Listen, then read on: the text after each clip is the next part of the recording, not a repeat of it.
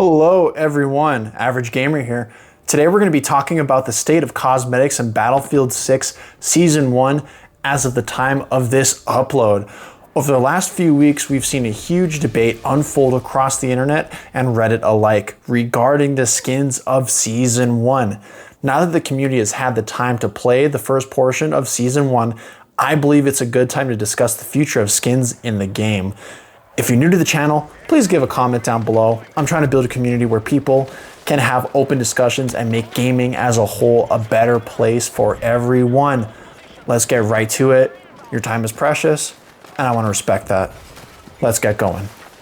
As I'm sure most of you know, with the reveal of Season 1 and its accompanying Battle Pass came criticism that the game was not sticking with the claim of having grounded cosmetics. The prime example being the now infamous Wicked Grin skin, or as I called it, the Cookie Monster skin. Thankfully, DICE removed this skin and toned down the other skins along the way before the official launch of Season 1. Now personally, I think that the skins that we got for Season 1 in the Season Pass were not bad. They just need some color adjustments, minus a few key examples that I'm going to be bringing up shortly. I've noticed that some bright neon colors start to appear where, plainly speaking, they just simply don't belong. An argument can be made that some bright colors can be used on certain parts of gear because it helps as an identifier, aka the duct tape armbands that we're seeing on most of the characters within the game. I think most people would agree that splashes of color for that makes total sense. Neons also make some sorts of sense for pull tabs, bungee retainers, IFAKs, tourniquets, aka things that in a pinch a person needs to get to quickly while under stress. These pops of color are a nice touch and add aesthetic while keeping things grounded. On the opposite end, we have examples like the Ignition Pro Battle Pass skin and the Spiteful Mirage skin. Now, the Ignition skin's neon orange could make sense once again as an identifier. However, it really is over the top and really stands out. Now, I understand that some people don't have issues with this skin, but I argue that we can have better skins in Battlefield 6 that match that overall tone and the aesthetic that was once promised to us at the beginning of the game's life cycle. In fact, it was already proven that it can be done. More on that later. The other skin that broke the grounded aesthetic was the Spiteful Mirage skin. This skin actually was so close to being good. This skin doesn't suffer from bright colors. As you can see, it's basically all tan. The problem is that the altitude mask that the character has does not make any sense. I instantly thought of Bane from Batman the moment I saw this. I even thought of Paul Atreides from Dune. Ah yes, the Lizan Al Gaeb is here. Now, all jokes aside, I think we can actually fix these skins. For the Ignition skin, we just need to muddy up or dirty up the bright orange. And as for the Spiteful Mirage skin, just remove the mask and keep the cloth that was underneath it that covers the mouth and the nose. And I think instantly it would be a fan favorite skin and would be worthy of being right towards the end of the Battle Pass.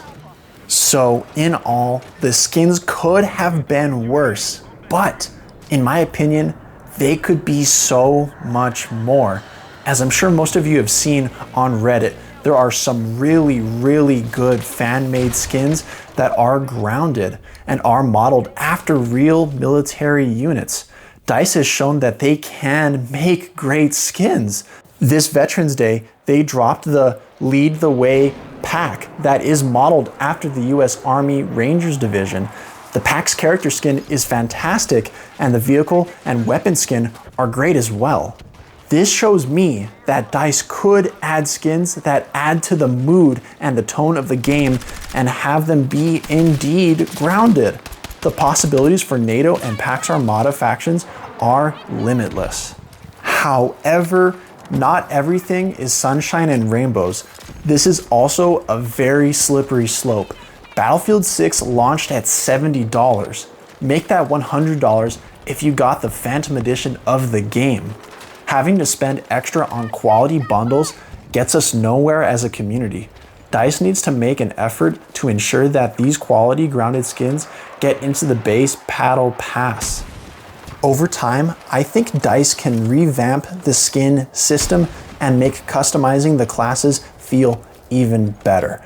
I think DICE should follow the lead of Insurgency Sandstorm. That game allowed gamers to pick out exactly what they wanted their characters to have on them.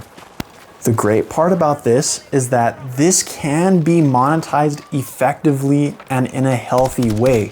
Players can unlock different articles of clothing for both sides in the game.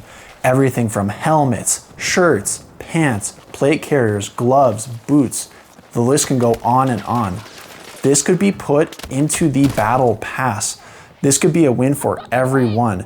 If you don't care about skin customization, just equip and unlock base skins. I know for a fact that a lot of people would love this system, and it could even help create personalized experiences in Portal. There are dedicated groups of people that do make custom servers, and they have done so in the past. Having this level of customizability would help bolster those servers and increase player counts across the board. Furthermore, I think it's important that we talk about how DICE is already collabing with other clothing brands, and they've already collaborated with 511, a popular tactical clothing brand. The revenue made from this system would allow them to continue making high quality seasonal updates. However, that's a topic for another day. I really hope that DICE continues to support this game because I think they do have the ability to make something truly special and memorable for many years to come. That about does it for today's video. Please leave your thoughts and comments down below. Please, if you liked today's video, please go ahead and give us a thumbs up. This is my very first gaming video, and I want to continue making fun gaming, community-orientated videos and communicating with people that love this game. Thank you all so much, and I hope you have a wonderful rest of your day.